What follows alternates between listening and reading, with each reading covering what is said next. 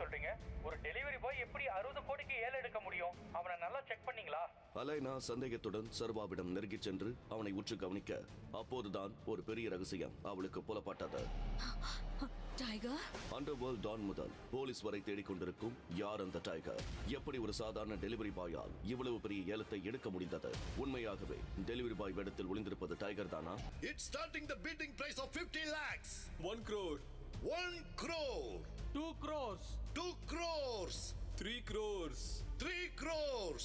10 crores. Wow, 10 crores. அலைனா madam, அதான் சிட்டில பாதி இடத்த வாங்கிட்டீங்களே, கொஞ்சம் நஞ்சமாவது எங்களுக்கும் விட்டு வைக்கலாம்ல. இந்த தொழிலதிபரின் பேச்சை கேட்டதும் அலைனாவின் முகத்தில் கர்வம் கலந்த புன்னகை தோன்றியது. ஆனால் அதனை மறைக்க செய்தபடி ஒலித்தது அந்த குரல். 50 crores. அந்த குரலை கேட்டதும் கூட்டமே அதிர்ச்சியில் திகைத்து திரும்பி பார்த்தனர். அங்கே பணக்காரர்களுக்கே உரிய மிடுக்குடன் அமர்ந்திருந்தான் சர்வேஸ்வரன். என்னது 50 கோடியா? யார் யாது? யாரது? ஏய், இவன் டெலிவரி பாய் சர்வா. இவனுக்கு எங்க இருந்து 50 கோடி வந்துச்சு? டெலிவரி பாயா? யாருக்குமே அடையாளம் தெரியாத மாதிரி ட்ரெஸ் மாத்திக்கிட்டு இங்க வந்து உட்கார்ந்துட்டு இருக்கான். ஏய், ஆமா, 2 நாளைக்கு முன்னாடி என் ஆபீஸ்க்கு கூட லஞ்ச் டெலிவரி பண்ண வந்தான். அப்ப நமக்கு இங்க மரியாதை இல்லையா? இவன மாதிரி ஒரு பிச்சைக்காரன் எப்படி நமக்கு சரிக்கு சமமா ஏலத்துல உட்காரலாம்? இவன் கிட்ட 50 கோடி இல்ல, 50 ரூபாய் கூட இருக்காது. நீங்க இந்த ஏலத்தை நிறுத்திட்டு இந்த ராஜ கம்பளத்தை அலைனா மேடம் கிட்ட கொடுங்க. ஒரு நிமிஷம் கொஞ்சம் பொறுங்க. இந்த டெலிவரி பாய் கிட்ட 50 கோடி இல்லன்னா நான் அலைனா மேடம் ஏலத்தை எதிர்த்து சேலஞ்ச் பண்றேன். 11 crores. இந்த நபர் 11 கோடி என்று கூறிய அடுத்த நொடியில் 60 crores. ஏய் டெலிவரி பாய், உனக்கு என்ன பைத்தியம் பிடிச்சிருக்கா? 60 கோடி எப்படிடா கொடுப்ப? இது மிகப்பெரிய ஏலம், குழந்தைங்க விளையாட்டு இல்ல. நீ இங்க கேக்குற விலைய உடனே இங்க கொடுக்கணும். அடுத்த நொடியில் சர்வா தன் பாக்கெட்டிலிருந்து ஒரு செக் புக்கை எடுத்து 60 கோடி ரூபாய்க்கு கையெழுத்து போட்டுக் கொண்டிருந்தான். கண்டிப்பா இந்த டெலிவரி பாய் அடிச்சு ஜெயிலுக்கு இழுத்துட்டு போகத்தான் போறாங்க. கூச்சமே இல்லாம எப்படி செக்ல சைன் பண்றான்னு பாருங்க. மேனேஜர் சார், இந்த நாயோட பேங்க் அக்கவுண்ட உடனே செக் பண்ணி பாருங்க. சர்வா எந்த ஒரு அலட்டலும் இல்லாமல் செக்கை ஏலத்தை நடத்தி வந்த வங்கி மேலாளரிடம் கொடுத்தான். சர்வா போன்ற ஒரு சாதாரண டெலிவரி பாய் ஏன் 3 கோடி ரூபாய் மதிப்புள்ள ஒரு பொருளை 60 கோடி கொடுத்து வாங்க வேண்டும்? அவனுடைய அக்கவுண்டில் உண்மையில் 60 கோடி இருக்கின்றதா? ஒரு நிமிஷம். மேலாளர் தன்னுடைய அக்கவுண்ட் டீமிற்கு கால் செய்து சர்வாவின் அக்கவுண்டை பற்றி விசாரிக்க எல்லோரும் சர்வாவை கிண்டல் செய்து கொண்டிருந்தனர். 800 crores. What's the group name? Rajan group. இந்த ஏலம் முடிஞ்சிடுச்சு. 60 கோடி ரூபாய்க்கு இந்த விலை மதிப்பற்ற கம்பளம் மிஸ்டர் சர்வேஸ்வரனுக்கு வழங்கப்படுகிறது. மேலாளர் மைக்கேல் இதை அறிவித்தவுடன் அங்கு அமர்ந்திருந்த அனைவரும் திகைத்து போனார்கள். வாட்? ரூபாய் 10 கோடிக்கு ஏலம் எடுத்திருந்த மிஸ் அலைனா என்ற அழகான பெண் அதிர்ச்சியில் இருக்க அவளுக்கு அவள் மேனேஜரிடமிருந்து போன் கால் வந்தது. யா, அந்த ராஜகம்பளம் உங்களுக்கு கிடைச்சிடுச்சுல்ல? சர்வானு ஒரு டெலிவரி பாய் இத 60 கோடிக்கு ஏலம் எடுத்துட்டா. இப்பெல்லாம் டெலிவரி பாய்ஸ் கூட 5 கோடி மதிப்புள்ள பொருளை 60 கோடிக்கு வாங்குற அளவுக்கு அதிக பணம் வச்சிருக்காங்களா? ஐ ஸ்வேர், அவன் இங்கிருந்து டைகரை தேடிக் கொண்டிருந்த இன்ஸ்பெக்டர் திவாகரிடம் அந்த பெண்மணி ஹோட்டலில் நடந்த ஏல நிகழ்ச்சியின் புட்டேஜஸை கொடுத்து அனுப்ப இன்ஸ்பெக்டர் தீவிரமாக டைகரை பற்றி விசாரணை நடத்தி கொண்டிருந்தார். சர்வா, நாம வேற ஹோட்டல் போலாம். பாரு, இந்த இடம் பெரிய பணக்காரங்க போறது. என்னோட ட்ரெஸ் பாரு, ரோட்டோரமா பிச்சை எடுக்கிற பிச்சைக்காரி மாதிரி இருக்கேன். வைஷ்ணவி, இங்க பாரு, இங்க சாப்பிடுறவங்களுக்கும் நமக்கும் வானத்துக்கும் பூமிக்கும் உள்ள வித்தியாசம் மாதிரி இருக்கு. வைஷ்ணவி, நீ ரொம்ப அழகா இருக்க.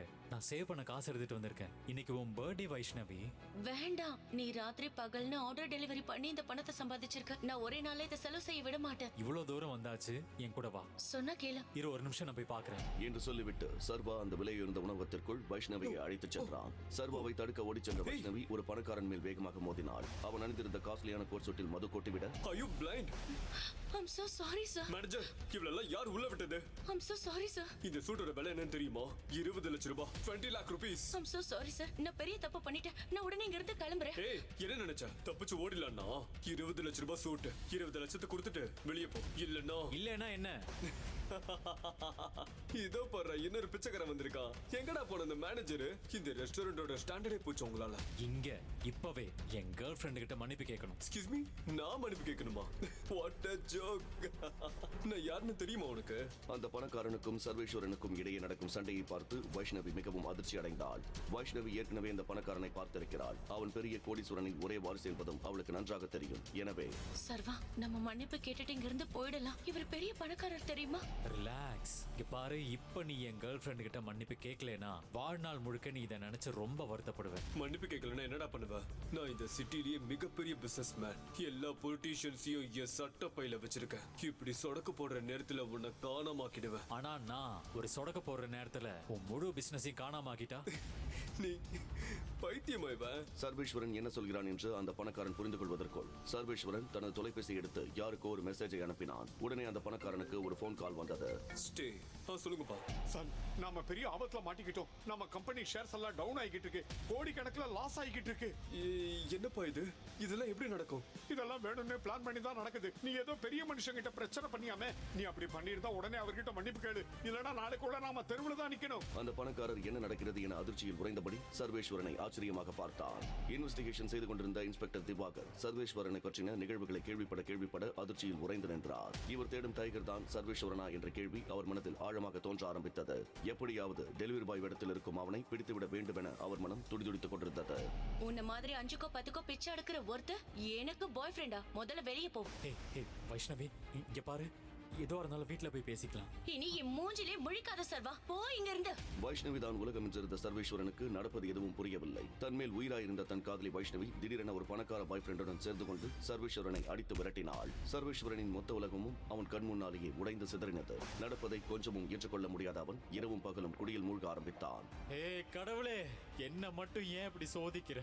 சர்வேஸ்வரன் தள்ளாடியபடி ரோட்டில் விழ அந்த வழியாக வந்த ஒரு காஸ்ட்லி கார் பிரேக் எடுத்து நின்றது. அதன் உள்ளே இருந்தது மிகப்பெரிய பணக்காரன் தீரஜ்.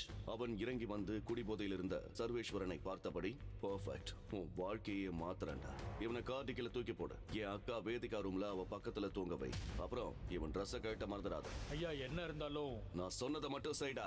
மறுநாள் சர்வேஸ்வரன் கண்களை திறந்த போது அவன் பக்கத்தில் அழகான ஒரு இளம் பெண் படுத்திருந்தாள். அவனை சுற்றி துப்பாக்கிகளுடன் சில பேர் கோபமாக நின்று கொண்டிருந்தார்கள். யார் நீங்க?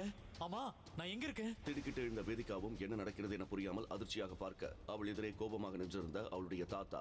வேதிகா, இந்த குடிகாரன் தான் உன்னுடைய காதலனா? ஐயோ தாத்தா, எங்களுக்குள்ள எதுவும் நடக்கல. இவன் யாருன்னு எனக்கு தெரியாது. தயவு செஞ்சு என்ன நம்புங்க. தாத்தா, ஒரு பொண்ணு தன்னோட வரம்ப மீறி நடந்துகிட்டா இப்படிதான் கண்டவெல்லாம் வந்து மேய்ஞ்சிட்டு இருப்பானுங்க. வாய மூடு தீரஜ். வேதிகா, இந்த வீட்டோட ரூல்ஸ் உனக்கு மறந்து போச்சா என்ன? இன்னில இருந்து இவன் தான் உன்னோட ஹஸ்பண்ட். தாத்தா, போதும் சார், போதும். நீ எதுவும் சொல்ல வேண்டாம். உன் பொறுப்புல இருந்த எல்லா கம்பெனியும் இனிமே தீரஜ் பாத்துக்கட்டும். போதும், அவனை ரெஜிஸ்டர் ஆபீஸுக்கு கூட்டு வாங்க.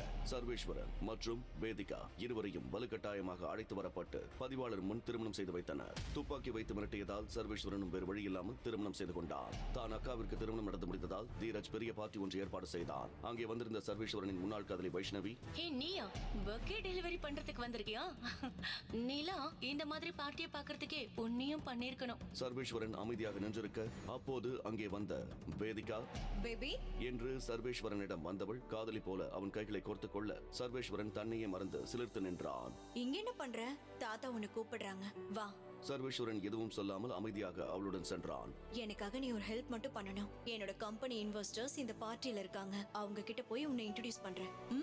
சார், இவர்தான் என் ஹஸ்பண்ட். ஹாய். சர்வேஸ்வரனுக்கு கை கொடுக்க வந்த அந்த இன்வெஸ்டர் அவன் விரலில் இருந்த தங்க மோதிரத்தை யதார்த்தமாய் கவனித்து உறைந்து நின்றார். அவரது கைகள் பயத்தில் நடுங்கின. இல்ல, இருக்காது. It's impossible. பெரிய பெரிய விஐபிகளை நெருங்க பயப்படும் பல மில்லியன் கோடி நிறுவனத்தின் அதிபதி நடுங்கியபடி சர்வேஸ்வரன் முன் மண்டியிட்டு அமர்ந்தார். எங்களோட 18 வருஷ தேடல் முடிவுக்கு வந்துருச்சு டைகர். தேங்க்யூ திரும்ப வந்ததுக்கு. அசால்ட்டாக 1000 கோடி ரூபாய் இன்வெஸ்ட் செய்யும் விஐபி ஏன் சாதாரண டெலிவரி பாயை டைகர் என அழைத்தபடி காலில் விழ வேண்டும்? ரோட்டில் போதையில் கிடந்த சர்வேஸ்வரனை தீரஜ் ஏன் தன் அக்கா வேதிகாவின் அறையில் விட வேண்டும்? ஒரு குடிசையில் வாழக்கூட வசதி இல்லாத ஒரு ஏழை சிறுவன் சர்வேஷ் நகரத்தின் மிகப்பெரிய டான் ஏன் அவன் முன் கைகட்டி நிற்கிறார்? ஒரு சாதாரண டெலிவரி பாய் சர்வேஷின் அதிர்ஷ்டம் என்னவென்றால் அவன் ஒரே இரவில் ஒரு மாஃபியா சாம்ராஜ்யத்தின் தலைவனானான். ஆனால் அவனது குடும்பத்திற்கு இந்த சாம்ராஜ்யம் பற்றி தெரியாது.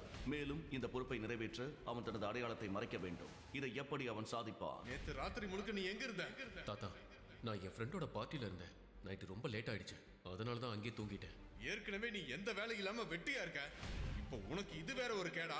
சர்வேஷ் ஒரு சாதாரண டெலிவரி பாய் வேலை செய்யும் ஏழை பையன். எதிர்பாராத விதமாக நகரத்தின் பிரபலமான மற்றும் கோடீஸ்வரரின் மகள் வேதிகாவை மணந்தான். ஆனால் இந்த திருமணத்தால் அந்த குடும்பத்தில் யாரும் மகிழ்ச்சியாக இல்லை. குடும்பத் தலைவர் அதியமான் சர்வேஷை வேதிகாவுக்கு கட்டாயத்தின் பேரில் திருமணம் செய்து வைத்தார். ஆனால் சர்வேஷை அவமானப்படுத்த எந்த ஒரு வாய்ப்பையும் அவர் தவறவிடவில்லை. மாடு மாதிரி நிக்காத. இப்ப நான் வெளியே போறேன். திரும்ப வர்றதுக்குள்ள நீ வீட்டை சுத்தம் செஞ்சு வச்சிருக்கணும். இல்லைன்னா உன் காலம் முறிச்சிருவேன். சர்வேஷுக்கு நீண்ட நாட்களுக்கு பிறகு வீட்டில் தனியாக இருக்கும் வாய்ப்பு கிடைத்தது. மேலும் இந்த அமைதியான உணர்வு அவருக்கு மிகவும் பிடித்திருந்தது. சர்வேஷ் தனக்காக மேகியை தயாரித்து சாப்பிட்டுவிட்டு நன்றாக தூங்கிவிட்டான். மாலையில் அவன் மனைவி வேதிகா வீட்டிற்கு வந்தபோது சர்வேஷின் அழுக்கான தலையும் சுருக்கமான ஆடைகளும் இருப்பதை பார்த்து உடனடியாக சர்வேஷிடம், நீ எப்போ திரும்பி வந்த? நாள் முழுக்க வீட்டிலே தூங்கிட்டு இருந்தியா? ஐயோ இல்ல, நான் மதியம் தான் வந்தேன். இன்னைக்கு உன் அண்ணன்ட்ட இருந்து உனக்கு ஃபோன் ஏதாவது வந்ததா? சர்வேஷ் தண்ணீர் கிளாஸை எடுத்துக்கொண்டு சோஃபாவில் அமர்ந்திருந்த வேதிகாவை நோக்கி நகர்ந்தான். வேதிகா குழப்பமான கண்களுடன் சர்வேஷை பார்த்து கொண்டே, அண்ணாவா?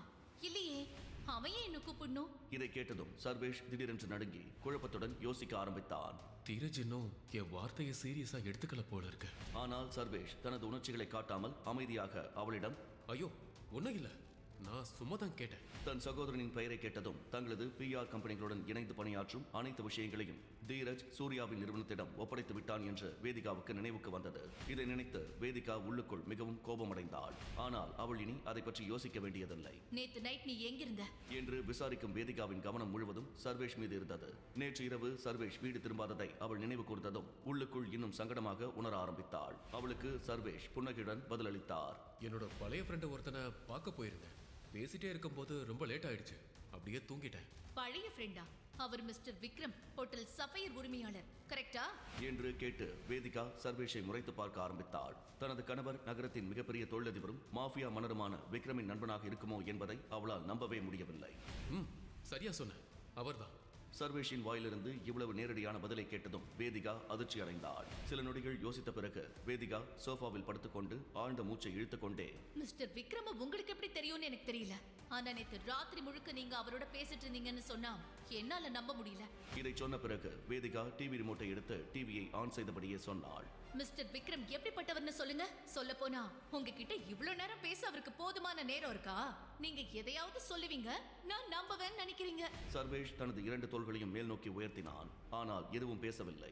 போய் எனக்கு மேகி செய், நான் இன்னும் டின்னர் சாப்பிடல.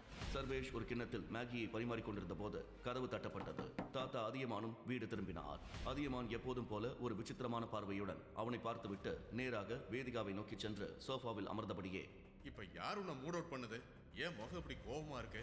இதை சொல்லிக் கொண்டிருக்கும் போது அதியமானின் கண்கள் நேராக சமையலறையை நோக்கி சென்றன. வேதிகாவோ சர்வேஷ் ஏதோ செய்திருப்பதால் தான் அவன் தாத்தா வருத்தப்பட்டிருப்பார் என்று கவலைப்பட்டாள். தாத்தா என்னாச்சு? ஏன் கோவமா இருக்கீங்க? அதுக்கு யார் காரணம்னு சொல்லுங்க, அவங்கள ஒரு வழி பண்ணிடுறேன். ஆழ்ந்த மூச்சை இழுத்துக்கொண்டு அதியமான் வேதிகாவின் தோளில் கையை வைத்து, உங்க 2 பேரை பத்தி தான் எனக்கு பெரிய கவலை. உங்க IVF டெஸ்ட் திரும்ப ஃபெயிலியர் ஆயிடுச்சு. சர்வீஸாவோட ஜீன்ல ஏதோ பிரச்சனை இருக்குன்னு நான் நினைக்கிறேன். அவன் ஒரு முட்டாள். அவனுக்கு எந்த குடும்ப தொடர்பும் இல்ல. அவனோட உடம்புல நிச்சயம் ஏதோ ஒரு தப்பு இருக்கும். அவனை தனியா ஃபுல் பாடி செக்அப் பண்ண வைக்கணும்னு நான் யோசிக்கிறேன். இதை சொல்லிக் கொண்டிருக்கும் போது அதியமானின் கவனம் சமையலறையை நோக்கி சென்றது. பின்னர் அவர் சர்வேஷுக்கு கேட்கக்கூடிய குரலில் பேசினார். உங்கள் இருவருக்கும் என்னோட நல்வாழ்த்துக்கள். ஓ தாத்தா, நீங்க ரொம்ப ஸ்வீட். ஆனா இந்த விஷயத்தை கொஞ்ச நாளைக்கு தள்ளி வைக்க முடியுமா? எனக்கு ஏற்கனவே தலைக்கு மேல நிறைய வேலை இருக்கு. இப்பதான் என்னோட கம்பெனி ஃபினான்ஸ் ஸ்ட்ரகிள்ல இருந்து வெளியே வந்திருக்கு. நான் என்னோட கம்பெனிலேயே இன்னும் அதிக கவனம் செலுத்தணும். அதுக்குள்ள இப்ப இதெல்லாம் எதுக்கு?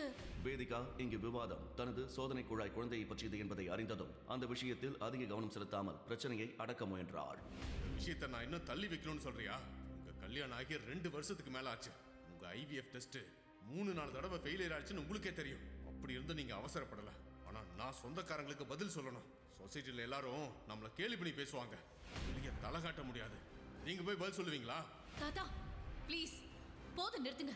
இத பத்தி இப்ப நான் பேச விரும்பல. வேதிகாவின் வாயிலிருந்து இந்த வார்த்தைகளை கேட்டபடி சர்வேஷ் ஒரு கிண்ணத்தில் மேகியை எடுத்துக்கொண்டு வந்து டைனிங் டேபிளில் வைத்தான். இதை பார்த்த வேதிகா முதல் முறையாக சர்வேஷின் அக்கறையை உணர்ந்தாள். சர்வேஷ் இதை 2 வருடங்களாக செய்து வந்தாலும் வேதிகா ஒருபோதும் சர்வேஷை கவனமாக பார்த்ததில்லை. இன்று அவனை இப்படி பார்த்ததும் மேகி போன்ற ஒரு சிறிய விஷயம் கூட அவளுக்கு பிடித்திருந்தது. சர்வேஷ் மற்றும் வேதிகாவின் கண்கள் சந்தித்தன. வேதிகா மெதுவாக நன்றி சொன்னாள். வேதிகாவின் இதயத்தில் ஒரு இடத்தை பிடிக்கும் பயணத்தில் தான் ஒரு படி முன்னேறிவிட்டதை சர்வேஷ் உணரத் தொடங்கினான். இந்த நேரத்தில் வேதிகா மிகவும் தொலைந்து போனதால் அவள் தன் தாத்தா அதியமானின் பார்வையை முற்றிலுமாக புறக்கணித்தாள். அவள் சர்வேஷிடம், இப்போதைக்கு நீங்க மெடிக்கல் டெஸ்ட் எடுத்துக்க வேண்டிய அவசியம் இல்ல. அத பத்தி அப்புறம் யோசிக்கலாம். அதியமான் தனது பேத்தியிடமிருந்து இதை கேட்டதும் மிகவும் கோபமடைந்தார். அவர் உடனடியாக சோஃபாவில் இருந்து எழுந்து வேகமாக தன் அறைக்கு சென்றார். சர்வேஷ் வேதிகாவிடம் சிரித்துக்கொண்டே, சரி, நீங்க சொல்ற மாதிரியே செய்யலாம். சர்வேஷ் தனது மகிழ்ச்சியை முழுமையாக வெளிப்படுத்த முடியவில்லை. அது ஒரு மிகப்பெரிய நாள். வேதிகா தனது தாத்தா முன் சர்வேஷுக்காக ஒரு உறுதியான நிலைப்பாட்டை எடுத்தாள்.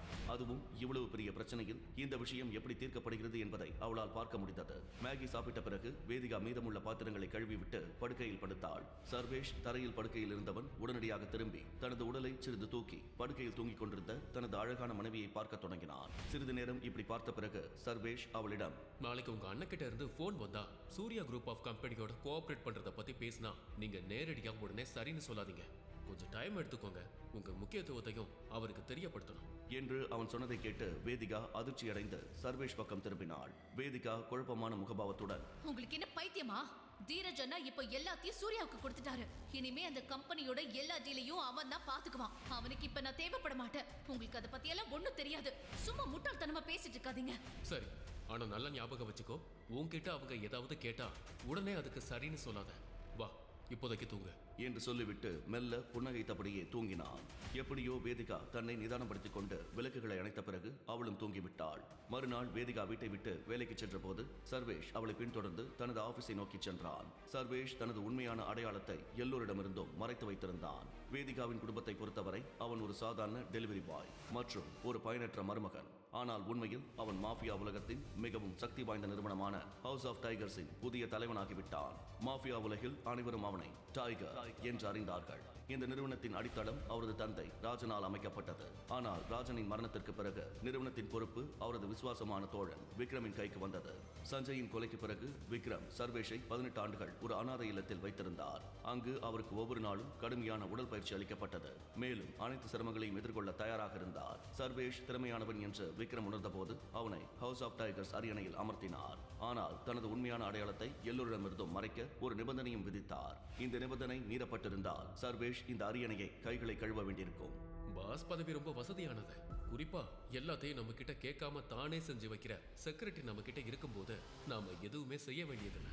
காலையில இருந்து சாயந்தரம் வரைக்கும் டீ ஸ்நாக்ஸ் சாப்பிட்டுட்டு சில டாக்குமெண்ட்ஸுக்கு கையெழுத்து போட்டுட்டு போயிட்டே இருக்கலாம் என்றபடி சர்வேஷ் இதையெல்லாம் யோசித்துக் கொண்டிருந்த போது அவனது அறை கதவு தட்டப்பட்டதும் செக்ரட்டரி நந்திதா உள்ளே வந்தாள். நந்திதா இளஞ்சிவப்பு நிற பாவாடை மற்றும் வெள்ளை நிற மேலாடை அணிந்திருந்தாள். இன்று அவள் மிகவும் அழகாக இருந்தாள். ஆனால் இந்த முறை நந்திதா சர்வேஷ் அவளை நீண்ட நேரம் பார்க்க வாய்ப்பளிக்கவில்லை. உடனடியாக அவனிடம், டைகர், பிஆர் குரூப் ஆஃப் கம்பெனில இருந்து கோஆபரேஷன் பண்றத பத்தி விசாரிக்க ஒருத்தர் அனுப்பியிருக்காங்க. அவர் பேரு சூர்யா என்று நந்திதா சொல்ல அவளையே பார்த்த பிறகு சர்வேஷின் கவனம் முழுவதும் அவன் தேநீர் கோப்பையில் இருந்தது. சர்வேஷ் முகத்தை உயர்த்தவே இல்லை. அவனை போக சொல்ல. தீரஜுக்கு என்னை பத்தி என்ன தெரியும்? நான் வேதிகா மட்டும்தான் இதை பத்தி பேசுவான்னு சொன்னாலும் ஏன் அவன் புது ஆளுங்களை அனுப்புறான்? ஒருவேளை அவன் அதை என்கிட்ட நேரடியா எதிர்பார்க்கிறானோ என்று சர்வேஷ் தனக்குள் யோசித்துக் கொண்டு தேநீர் கோப்பையை காலி செய்தான். சூர்யா பிஆர் குழுமத்தின் ஆடம்பரமான அலுவலகத்தின் முதல் தளத்தில் காத்திருந்தான். ஆனால் நந்திதா அவனை அங்கிருந்து வெளியேறச் சொன்ன போது சூர்யாவுக்கு மிகவும் அவமானமாக இருந்தது. அவன் தோல்வி செய்தியுடன் திரும்பி வந்து தீரஜிடம் நடந்ததை சொன்ன போது தீரஜின் முகம் கோபத்தால் சிவந்தது. தீரஜ் முற்றிலும் உதவியற்றவனாக இருந்தான். இப்போது அவனுக்கு வேதிகாவை அழைப்பதை தவிர வேறு வழியில்லை. மறுபுறம் வேதிகா தன் தாத்தாவுடன் ஷாப்பிங் செய்து கொண்டிருந்தாள். அப்போது அவளுடைய தொலைபேசி ஒலித்தது. வேதிகா தன் பாக்கெட்டிலிருந்து போனை எடுத்து பார்த்தாள். தீரஜிடமிருந்து அழைப்பு வருவதை பார்த்தாள். வேதிகா அழைப்பை எடுத்து ஸ்பீக்கரை ஆன் செய்தாள். ஹலோ அண்ணா, என்ன விஷயம்? இன்னைக்கு உன் அண்ணனுக்கு ஒரு உதவி தேவை. உன்னால மட்டும்தான் செய்ய முடியும். எனக்காக செய்வியா? என்னண்ணா சொல்ற? எனக்கு ஒண்ணுமே புரியலையே. அம்மா, அது என்ன விஷயம்னா, எங்களுக்கும் பிஆர் குரூப் ஆஃப் கம்பெனிஸுக்கும் ஒரு அக்ரிமெண்ட் சைன் ஆயிருக்கு. அதை நீ தான் டீல் பண்ணணும்னு நான் முடிவு பண்ணியிருக்கேன். நாளைக்கு நீ பிஆர் குரூப் ஹெட் ஆஃபீஸுக்கு போய் அவங்க கிட்ட இதை பற்றி பேசணும். நியூ பேக்கேஜ் அக்ரிமெண்ட்ல நீ கையெழுத்து போடணும் என்று சொன்னதை கேட்டதும் நேற்று இரவு சர்வேஷ் சொன்னது எல்லாம் திடீரென்று வேதிகாவின் மனதில் மின்ன ஆரம்பித்தது. அத்துடன் வேதிகா பல்லை கடிக்க ஆரம்பித்தாள். அவள் ஒளிபெருக்கியிலிருந்து தொலைபேசியை எடுத்துவிட்டு சொன்னாள், சாரி அண்ணா, நீ இந்த விஷயத்த சூர்யா கிட்டேயே ஒப்படைச்சிருந்தா எப்பவோ இந்த விஷயம் முடிஞ்சிருக்கும். வேற யாரையும் அவருக்கு பதிலா மாத்த வேண்டிய அவசியம் இல்லைன்னு நினைக்கிறேன். சூர்யா கிட்ட பொறுப்பு கொடுத்துருங்க. சரி போலாம், எனக்கு நிறைய வேலை இருக்கு. நான் அப்புறம் பேசுறேன். அண்ணன் கிட்ட என்ன சொல்ற வேதிகா? இதோட பின் விளைவுகள் என்னவா இருக்குன்னு உனக்கு தெரியுமா என்று கடிந்து கொண்டார். அவரை பொறுத்தவரை வேதிகா தனக்கு வந்த ஒரு நல்ல வாய்ப்பை தீரஜ் அவளை அழைத்து அவளிடம் கேட்டான். ஆனால் வேதிகா மறுத்துவிட்டாள். வேதிகா தனது தொலைபேசியுடன் கடையிலிருந்து வெளியே வந்தாள். அதியமான் கோபத்தில் கால்களை தட்டிக்கொண்டே வேதிகாவை சிறிது நேரம் தனியாக விட்டுவிட்டார். வேதிகா சுற்றுமுற்றும் பார்த்துவிட்டு மாலில் உட்கார இடம் கிடைத்த இடத்தில் அமர்ந்தாள். அவள் போனில் சர்வேஷுக்கான மெசேஜை டைப் செய்ய ஆரம்பித்தாள். மறுபுறம் சர்வேஷ் விக்ரமுடன் போனில் பேசிக் கொண்டிருந்தான். அவர்கள் இருவரும் இன்று ஒன்றாக மதிய உணவு சாப்பிட திட்டமிட்டிருந்தனர். சர்வேஷ் அழைப்பை துண்டித்தவுடன் வேதிகா தனக்கு மெசேஜ் அனுப்பியிருப்பதை கண்டான். அதில் கொஞ்ச நேரத்துக்கு முன்னாடி எனக்கு தீரஜானா கிட்ட இருந்து போன் வந்தது. இப்போ நான் பிஆர் குரூப்புக்கு ஒத்துழைக்கணும்னு சொல்லிட்டு இருந்தான். நான் மறுத்துட்டேன். இப்போ நான் என்ன செய்யணும் என்று வேதிகா மெசேஜ் அனுப்பியிருந்தாள். சர்வேஷ் இந்த செய்தியை படித்ததும் அவரது இதயம் மகிழ்ச்சியால் துள்ளியது.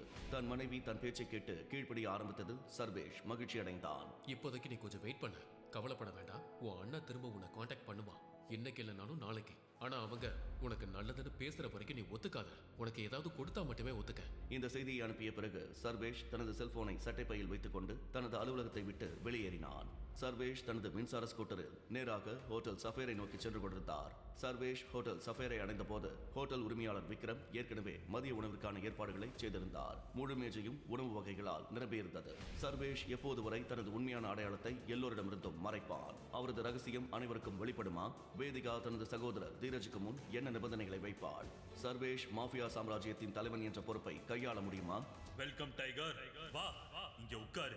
விக்ரம் சர்வேஷை பிரதானமாக இருந்த நாற்காலியில் உட்காரச் சொன்னார். அவரும் சர்வேஷின் அருகில் இருந்த நாற்காலியில் அமர்ந்தார். அதன் பிறகு விக்ரம் கைத்தட்டியவுடன் கருப்பு உடையில் ஒரு மனிதன் அறைக்குள் நுழைந்தான். அவன் கையில் ஒரு சிறிய பெட்டி இருந்தது. விக்ரம் அந்த மனிதனின் கையிலிருந்து பெட்டியை எடுத்து சர்வேஷை பார்க்க ஆரம்பித்தான். அந்த மனிதன் அங்கிருந்து சென்ற பிறகு விக்ரம் பெட்டியை சர்வேஷை நோக்கி நீட்டி, நான் இதை உனக்காகவே தயாரிச்சேன்.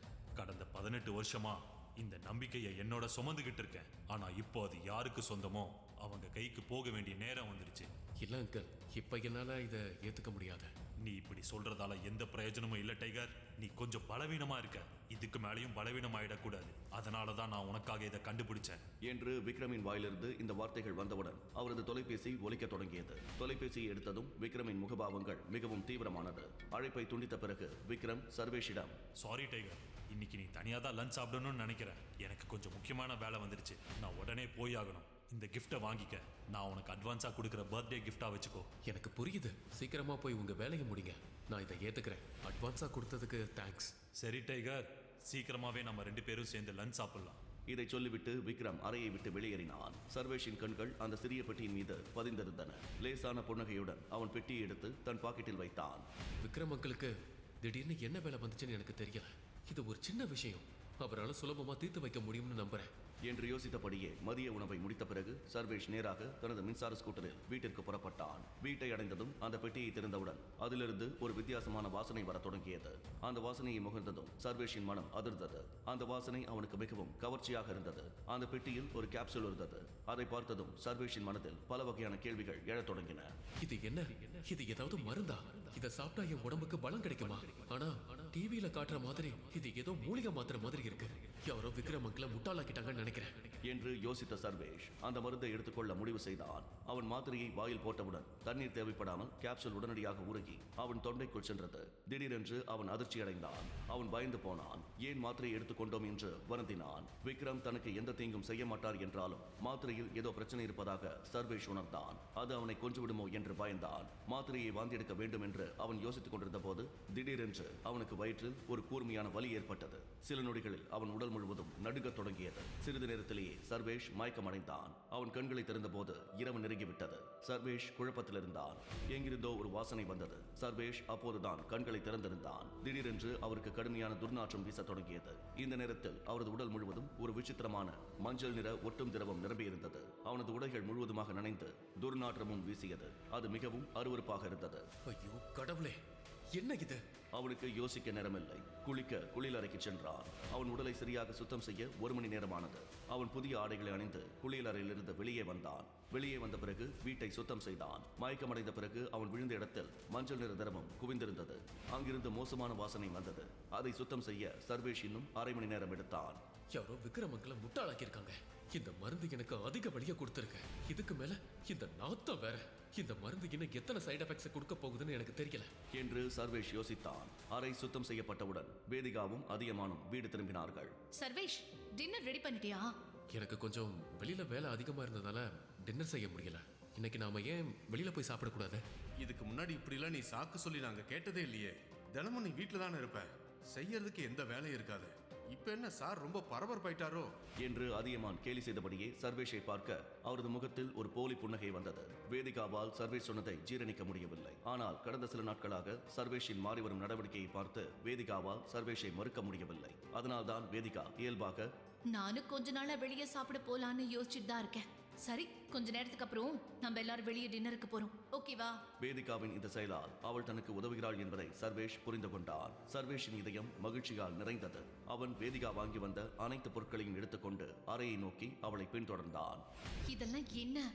பொறுப்பு ஒரு விஷயம் தானே. நீ எப்பவும் சாப்பாடு சமைக்கிற, ஆனா இப்ப என்னாச்சு? சோம்பேறியா இருக்காத, இல்லனா உன்னால சாப்பாடு சமைக்க முடியாது. தினமும் சாக்கு போக்கு சொல்றத நிறுத்து. சரி. பிறகு வேதிகா ஒரு புதிய விஷயத்தை பேச ஆரம்பித்தாள். நாளைக்கு மறுநாள் தீரஜ் அண்ணாவோட பிறந்த நாள். அடுத்த 2 நாளுக்குள்ள நீங்க அவருக்கு ஒரு நல்ல பரிசு வாங்கணும்னு ஞாபகத்துல இருக்கட்டும். ரொம்ப சீப்பான கிஃப்டா கொடுக்க கூடாது. அதனால அதை வாங்குறதுக்கு முன்னாடி 1000 தடவை யோசிங்க. இல்லைன்னா எப்பவும் மாதிரி இந்த முறையும் நான் சங்கடப்பட வேண்டி இருக்கும் என்று வேதிகா கேட்டுக்கொண்டாள். Hotel city palace. தீரஜின் பிறந்த நாள். சர்வேஷ், வேதிகா, அதியமான் தீரஜுக்கு பரிசுகள் வாங்க வேண்டியிருந்ததால் அனைவரும் தனித்தனியாக அந்த இடத்தை அடையப் போகிறார்கள். வேதிகாவும் அதியமானும் சரியான நேரத்தில் வந்தார்கள். ஆனால் சர்வேஷ் இன்னும் வரவில்லை. வேதிகா அவனுக்காக காத்திருந்தாள். இந்த முறை அவர் கொடுக்கும் பரிசு மிகவும் அற்புதமாக இருக்கும் என்று சர்வேஷ் வேதிகாவிடம் உறுதியளித்திருந்தான். ஆனால் அதன் பிறகும் வேதிகாவின் மனதில் ஒரு பதட்டம் இருந்தது. சர்வேஷ் கையில் ஒரு சாதாரண மரப்பெட்டியுடன் அங்கு வந்ததை கண்டு வேதிகாவின் முகம் மகிழ்ச்சியில் பிரகாசித்தது. என்ன சர்வேஷ் இது? அட்லீஸ்ட் இந்த பெட்டியை கிஃப்ட் ரப் பண்ணியாவது வைங்க. ஏய், இந்த பெட்டியை நான் அப்படியே அவனுக்கு கொடுக்கணும். அதை கிஃப்ட் ராப் பண்ணி வாங்கலாம் எனக்கு நேரம் இல்லை. விடு, எப்படியும் இந்த பெட்டி முக்கியம் இல்லை. இந்த பெட்டிக்குள்ள இருக்கிற பொருள் தான் முக்கியம். எல்லாரும் அண்ணாக்கு கிஃப்ட் கொடுக்க ஆரம்பிச்சதும் நீ ரகசியமா உன் கிஃப்ட மத்தவங்க கிஃப்டோட வச்சிடு. இந்த தடவை எந்த டிராமாவும் வேண்டாம். நான் ஏற்கனவே டயர்டா இருக்கேன். ஒன்றும் டென்ஷன் வேண்டாம், பாத்துக்கலாம்.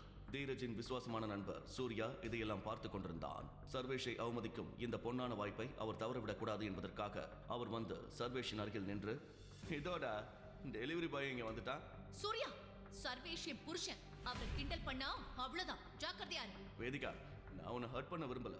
ஆனா இந்த ஆள் இப்போ உன்ன மாதிரி ஒரு கோடீஸ்வர பொண்ணை கல்யாணம் பண்ணின அப்புறமும் எப்போதான் பிச்சைக்கார மாதிரி வாழ்றதை நிறுத்துவாங்கிறத நீ புரிஞ்சுக்கணும். சர்வேஷ், நீ கண்டினியூ பண்ணு. நான் இங்க எந்த சீனும் போட விரும்பல என்று சொல்லியபடியே திடீரென்று சூர்யா எழுந்து சர்வேஷை நோக்கி விரலை காட்டி, அட்டிங், ரொம்ப தைரியம்டா உனக்கு. மனசுல என்ன நினைச்சிட்டு இருக்க? நீ எப்பவும் டெலிவரி பாய் தான்டா. வேதிகாவை கல்யாணம் பண்ணிக்கிட்டா பிச்சைக்காரன் பெரிய புடுங்கி ஆயிடுவியா? நான் எவ்வளவு யூஸ்லெஸ் ஆகியிருந்தாலும் பரவாயில்ல.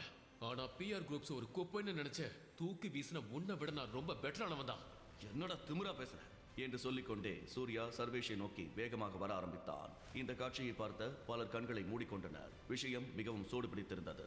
சூர்யாவின் உடல் மிகவும் தசைப்பிடிப்புடன் இருந்தது. நகரின் மிகப்பெரிய ரவுடிகளுடன் அவனுக்கு நிறைய தொடர்புகள் இருந்தது. சர்வேஷ் அவன் முன்னால் பறக்கும் சர்கை போல தெரிந்தான். ஒரு குத்தினால் அவன் எங்கு சென்று விழுவான் என்று யாருக்கு தெரியும்? ஆனால் அதன் பிறகும் அவன் சூர்யாவுடன் குழப்பம் விளைவிக்க ஆரம்பித்தான். அங்கிருந்தவர்கள் இதை பார்த்து கிசுகிசுக்க ஆரம்பித்தனர். அவ்வளவுதான், இன்னைக்கு சோலி முடிஞ்சது. இன்னைக்கு நைட்டு சர்வேஷ்க்கு சங்கு தான். அவனுக்கு அப்படிதான் வேணும். அவனுக்கே அவனை யாருன்னு தெரியல. சூர்யா கிட்ட எகத்தாளமா நடந்துகிட்டா இப்படித்தான். அங்கே விருந்துக்கு வந்தவர்கள் இதையெல்லாம் தாழ்ந்த குரலில் விவாதித்துக் கொண்டிருந்தார்கள். ஆனால் யாரும் சூர்யாவை தடுக்க முன்வரவில்லை. சர்வேஷ் அடிபடுவதை அனைவரும் பார்க்க விரும்பினார். சர்வேஷ் அவனிடத்தில் நின்று கொண்டிருந்தான். அவன் உடல் மொழியில் எந்த மாற்றமும் இல்லை. அவன் முகத்தில் எந்த பயமும் தெரியவில்லை. சூர்யா சர்வேஷை நோக்கி குத்துவதற்காக கையை நீட்டியவுடன் சர்வேஷ் உடனடியாக அவன் கையை பிடித்து கடுமையான தோணியில் பேசினான். நீ எதுக்கு மேலேயும் என்ன கொல்ல ஆசைப்படுறியா? நான் ஒரு ரத்தத்தை குடிப்பம் பாருடா என்ற வார்த்தைகள் ஆத்திரத்துடன் சூர்யாவின் வாயிலிருந்து வந்தவுடன் சர்வேஷ் தனது மணிக்கட்டை லேசாக திருப்ப முதலில் அனைவரின் காதுகளிலும் ஒரு தெளிவான சத்தம் கேட்டது. அதன் பிறகு சூர்யாவின் வாயிலிருந்து ஒரு குரல் வந்தது. நீ என்ன அவ்வளவு வெறுக்கிறியா? உனக்கு ஏன் என் மேல வெறுப்பு வருது? நான் உன்னை தொடும்போது உனக்கு நாத்தம் அடிக்குதா என்று சொல்லியபடியே சர்வேஷ் சூர்யாவின் மார்பில் பலமாக குத்தினான். அவன் காற்றில் பறந்து சில அடி தூரத்தில் விழுந்தான். இதை பார்த்த சர்வேஷ் அதிர்ச்சி அடைந்தான். அவனுக்கு எப்படி இவ்வளவு சக்தி திடீரென்று வந்தது? விக்ரமிடமிருந்து அவனுக்கு கிடைத்த கேப்சூலின் மந்திரமா? என்ன இது? அவருக்கு என்னாச்சு? அவரால எப்படி இதெல்லாம் செய்ய முடியுது? நோஞ்சா மாதிரி இருந்த சர்வேஸ்க்கு எங்கிருந்து இவ்வளவு தைரியம் வந்தது? அவரோட பயம் எங்க போச்சு? சூர்யா வலியால் துடித்து தரையில் விழுந்தான். அதே நேரத்தில் வேதிகாவின் தாத்தா அதியமான் சர்வேஷை நோக்கி வந்து அவன் முகத்தில் பலமாக அறைந்தார். இந்த திடீர் தாக்குதலில் இருந்து சர்வேஷ் மீள முடியாமல் தடுமாறி 2 அடிகள் பின்னோக்கி நகர்ந்தான். உன்னை பத்தி நீ என்ன நினைக்கிற? இன்னைக்கு தீரஜோட பிறந்த நாள், ஒரு சந்தோஷமான நாள். எவ்வளவு தைரியம் தான் இப்படி ஒரு பிரச்சனை பண்ணுவேன்? சர்வேஷும் அதியமானை கோபமாக பார்த்து கொண்டிருந்தான். மற்றவர்கள் உதவியுடன் சூர்யா மெதுவாக தரையில் இருந்து எழுந்தபடியே, நான் உனக்கு கொல்லலனா என் பேர் சூர்யா இல்லடா என்று சொல்லிக்கொண்டே சூர்யா தனது செல்போனை எடுத்து ஒரு எண்ணை டயல் செய்தான். எல்லோரும் சர்வேஷை பார்த்துக் கொண்டிருந்த போது சர்வேஷ் தனது இடத்தில் நின்று அதியமானை பார்த்துக் கொண்டிருந்தான். சர்வேஷ் தொடர்ந்து தன்னை பார்த்துக் கொண்டிருப்பதை அதியமான் கவனித்த போது அவர் மிகவும் பயப்பட தொடங்கினார். எனக்கும் வேதிகாவுக்கும் கல்யாணம் ஆகி 2 வருஷம் ஆயிடுச்சு. என் பக்கம் நியாயத்தை நீங்க புரிஞ்சுக்கவே இல்ல. எப்ப பார்த்தாலும் என்ன அவமானப்படுத்திட்டே இருந்தீங்க. இந்த அறை எனக்கு எப்பவும் ஞாபகம் இருக்கும். நீங்க 2 வருஷமா வளர்த்த நாய் இப்ப வெளியே போகுது. ஆனா இந்த முறை அது குலைச்சிட்டு போகல, கடிச்சிட்டு போகுது. நான் உங்க குடும்பத்துக்கு திரும்ப வரணும்னா தீரஜ் என் காலில் விழுந்து மன்னிப்பு கேட்கணும் என்று கர்ஜிக்க வேதிகாவின் கண்கள் சர்வேஷ் மீது மட்டுமே நிலைத்திருந்தன. சர்வேஷ் இப்படி நடந்து கொள்வதை பார்த்து ஒரு அந்நியனைப் போல அவன் முற்றிலும் மாறிவிட்டான் என்று உணர்ந்தாள். மறுபுறம் சர்வேஷின் வார்த்தைகளை கேட்டதும் அங்கிருந்த அனைவரும் அதிர்ச்சி அடைந்தனர். சர்வேஷ் போன்ற ஒரு சாதாரண மனிதன் வாயிலிருந்து இப்படிப்பட்ட வார்த்தைகளை பயன்படுத்துவான் என்று யாரும் நினைத்திருக்க மாட்டார்கள். அவனை நிறுத்த, அவனை போக விடாத என்று சூர்யா கட்டளையிட்டான். யாரும் தன்னை கேட்கவில்லை என்பதை கண்ட சூர்யா எப்படியோ சர்வேஷை நோக்கி ஓடிச் சென்று அவரது காலை பிடித்துக் கொண்டு, யார் இங்கிருந்து போக சொன்னது? நான் சொன்னது உனக்கு கேட்கலையா? சூர்யா பேசி முடித்தவுடன் 10 கருப்பு ஸ்கார்பியோ கார்கள் அந்த ஹோட்டலின் முன் வந்து நின்றன. இன்றைய விருந்து ஒரு திறந்த வழியில் நடைபெற்றதால் எல்லோரும் இந்த காட்சியை எளிதாக பார்க்க முடிந்தது. சிறிது நேரத்தில் 30க்கும் மேற்பட்டோர் அந்த கார்களில் இருந்து வெளியே வந்தனர். கைகளில் தடிகள் மற்றும் கத்திகளை பிடித்தபடி, சேகர் தாதா, கடைசியா நீங்க வந்துட்டீங்களா என்று சொல்ல அந்த மனிதன் தலையை அசைத்து கத்தியை காற்றில் அசைத்தபடி, சூர்யா, என்ன பிரச்சனை? எந்த நாயை நான் அடிச்சு வரட்டணும் சொல்லு.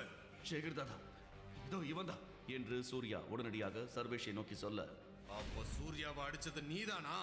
அவன் என் ஃப்ரெண்டுன்னு உனக்கு தெரியாதா? நாள் முழுக்க குறைக்க மட்டுமே தெரிஞ்ச நாய்க்கு எப்படி கடிக்கணும்னு பாடம் கத்து கொடுக்க வேண்டியது அவசியம் இல்லையா? சின்ன பையன் தற்பெருமை பேசுற. உனக்கு கோபம் அதிகம்னு எனக்கு புரியுது. ஆனா இன்னைக்கு வரைக்கும் யார் என்கிட்ட இப்படி பேசலான்னு உனக்கு தெரியுமா? மத்தவங்க உன்கிட்ட எப்படி பேசினாலும் எனக்கு கவலை இல்லை. ஆனா நீ என்கிட்ட இப்படி பேசினா ரொம்ப வருத்தப்படுவேன்.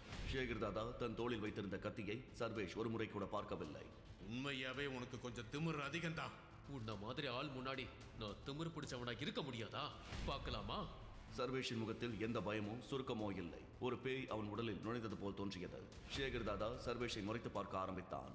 ஏன் என்று தெரியவில்லை. ஆனால் சேகர் தாதா சர்வேஷை ஓரளவு பழக்கமானவனாக கண்டான். ஆனால் சர்வேஷை முன்பு எங்கே பார்த்தான் என்பதை அவனால் சரியாக நினைவில் கொள்ள முடியவில்லை.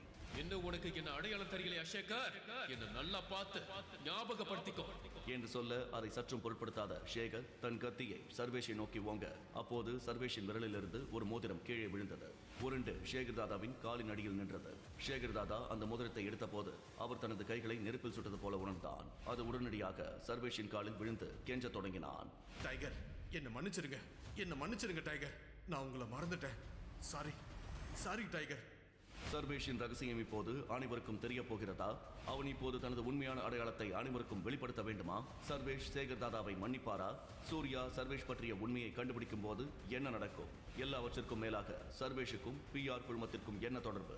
விக்ரம் கொடுத்த மாத்திரையால் ஏதேனும் பக்க விளைவுகள் ஏற்படுமா? இந்த ரகசியங்கள் அனைத்தும் ஒரே கிளிக்கில் உங்களுக்கு தெரிய வேண்டுமா? உடனடியாக பாக்கெட் FM ஆப்பை டவுன்லோட் செய்து இந்த பிளாக் பஸ்டர் கதையை கேளுங்கள். லிங்க் டிஸ்கிரிப்ஷனில் கொடுக்கப்பட்டுள்ளது.